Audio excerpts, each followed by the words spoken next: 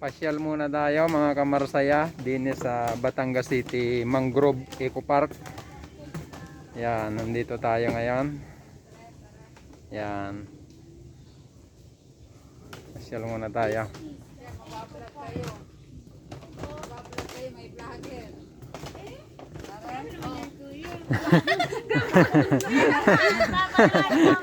Papalo nyo yan ha. Papalo nyo ha. Kapi tayo, treat ko. Sama mo daddy sa aking mga nagaganda babae. Wakin muna kayo, Ining.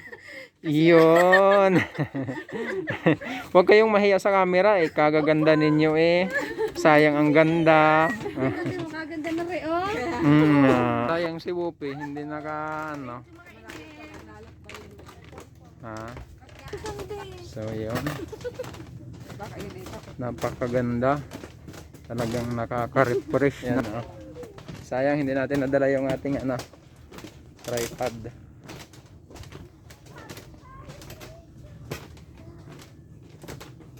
Yun.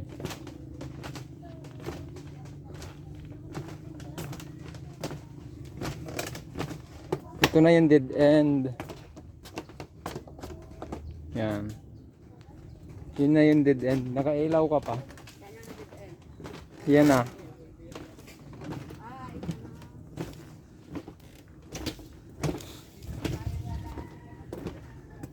Yan.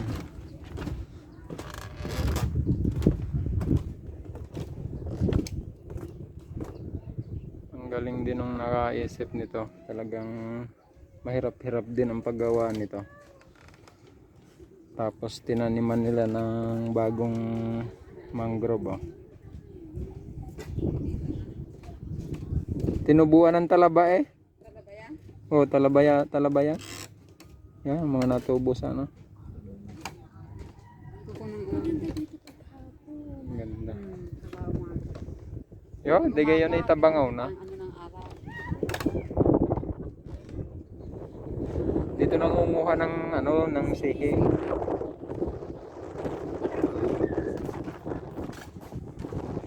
Yun yung ating pinanggalingan kanina, yung parang kubo. Yun. Maganda doon. Kaso wala lang silang upuan.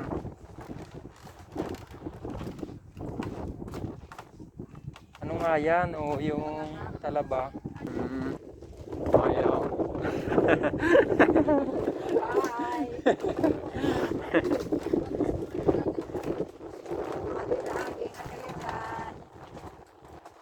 Yawn. Time check at 10 o'clock ng umaga.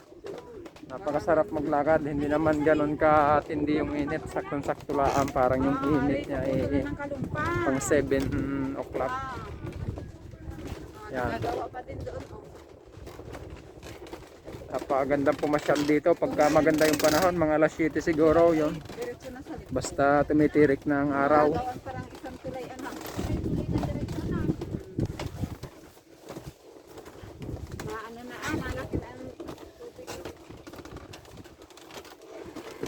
Napakagandang pumasyal. Doon na rin sa kabila na ang labas. Ah, meron pa pala doon oh. Mahaba-haba pala ito. Tama-tama oh. Mahaba-haba din pala itong lakaran. So magandang pumasyal nga talaga din eh. Oh, pag umaga napakaganda. Sana sana maalagaan nga ito lalo mas tumagal pa no. Yan. Kasi mahaba-habang pasyalan siya eh. Oh. Yan.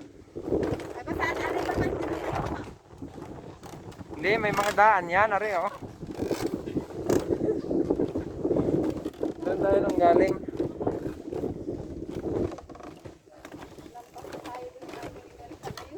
Yun lang.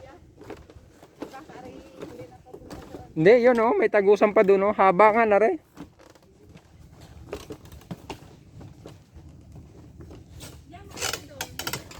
Ang ganda. Hindi, ito yung pag nagtagal ay maano itong nylon. Ay matagal na ito. Matagal na. Oo, wow. Tayo nang nahuli. Ayan. Oo. Ano, sira na.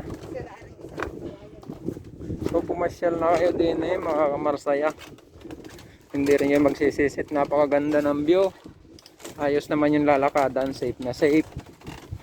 Matibay din yung pagkagawa. Yan, napakahaba ng lakaran. Napakaganda. Kahit tirik ang araw napakagandang maglakad-lakad at hindi kayo mabuboring. Kaya Lalo na yun sa mga nature lover dyan. Napakaganda. pakalumpang na. Ay, oh. Pakalumpang na yata rin. Hindi, meron pa yan din doon. Sayang si Wupi, ano? Hindi natin na Ay, isama. takot si Wupi ayaw bumaba. Ayaw sa tulay, ano? Oo. Baka naiinip. Ganda, ang sarap maglakad-lakad din eh. Takot yun, hindi yan maglalakad din eh. Yuso. Matibay yung kanyang daanan kasi solid na kawayan na yung matigas. Magugulang. Yung mga magugulang. Ari na tumagal ito. Masira man ito sana'y mapalitan ng yung maganda talaga. Para maraming tourist spot din sa Batangas. Meron. Yun, yung tagos ng kabila, oh. Yan, sa kabila. Hindi naman ito gagawin ng walang paikot. Matibay talaga ang kawayan sa tubig, oh.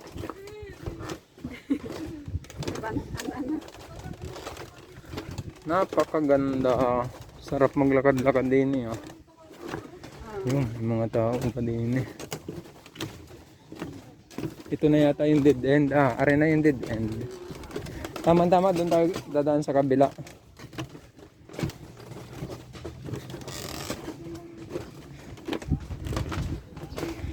Sarap din yung mamingwit. Kita mo yung pinamimingwit sa atin. Maganda. Okay.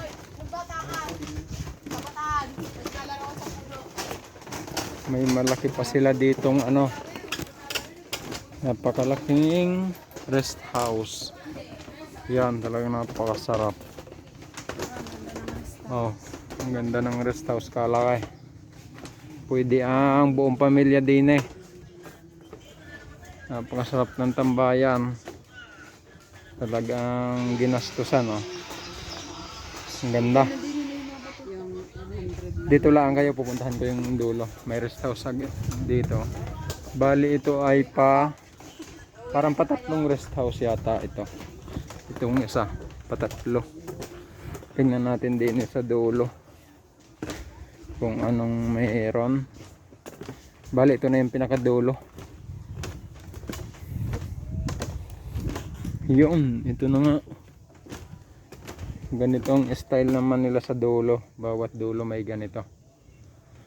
Yun na. So bali Kalumpang Bridge yan. Pag dinire-diretso doon. Yan ang paganda. Yung mahilig mag-fishing, pwede rin pumunta din eh. At itaon laang nataog. Malaki yung tubig para ano, maganda. Yan. Ang sarap. Bali dalawa yung kanyang daanan, no? May paikot doon sa labas, tapos din sa loob, yan. Yun, lumilim na. Napakaganda guys, sa mga nature lover dyan. Huwag na kayong papahuli.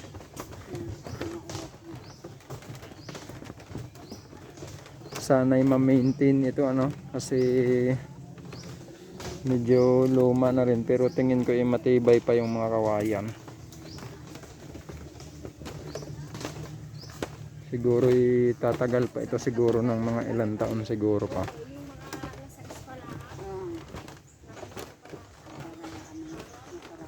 Ang sarap mag-picnic dyan, ano. Yan, may baon. Ang sarap. Doon sa malaki, ano. Okay, kahit doon lang sa maliit na yon. Doon sa kabila, may kubo. Sarap. Hindi, may kubo din bawat dulo. Yung pinundahan ko doon. Mas magigulot na laguan ng dako. Napakaganda mga kamarsaya. Sulit na sulit ang lakad. Pwede dito yung mga medyo may karamdaman na ano sa ano. Masarap dito yung ipasyal.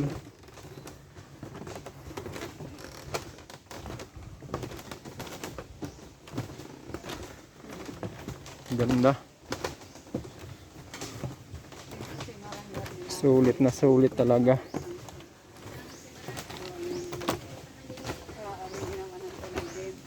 Wala pong entrance fee dito. Libre. Bali, lilistalaan po tayo ng pangalan. Tapos yun. Pasyal-pasyal na ikot-ikot. Yan.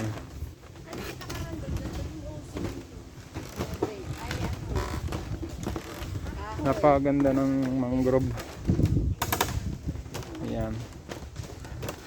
So yung mga hindi taga rito sa Batangas, ano, pwede nyo pong i-Google Map at yun ilalabas po sa Google Map. Nandun po yung ano, yung Mangrove Eco Park.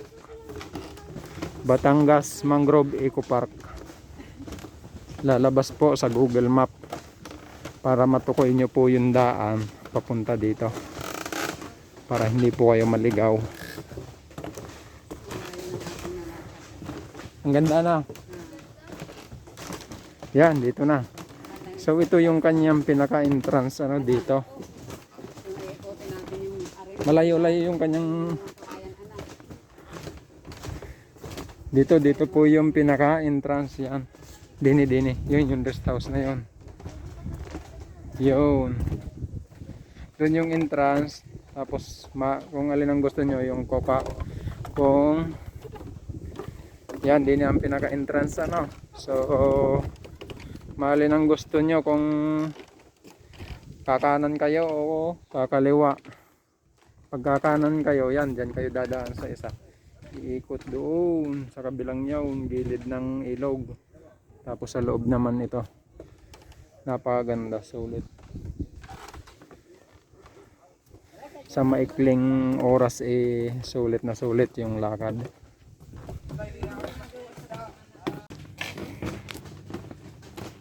Dini ang perma. So yan. Bali guard house yan. Diyan naka ano yung bantay. Tapos yan. Ito yung entrance at saka exit. Yan.